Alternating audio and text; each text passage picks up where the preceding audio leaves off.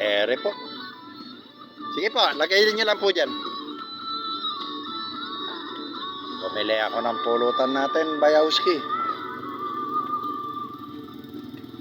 Bumili ako ng 4 na barbecue. Saka 4 na bituka. Shot-shot din, paminsan-minsan. Enjoy lang ang buhay. Si Aileen may binili sa palengke eh. Tapos sunduin ko daw sa more blessing daw. Ayan. Pamilihang bayan ng Bungabong. Alright.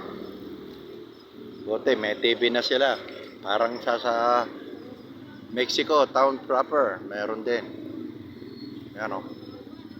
Alright. Okay. Sige. Mamaya naman po ulit.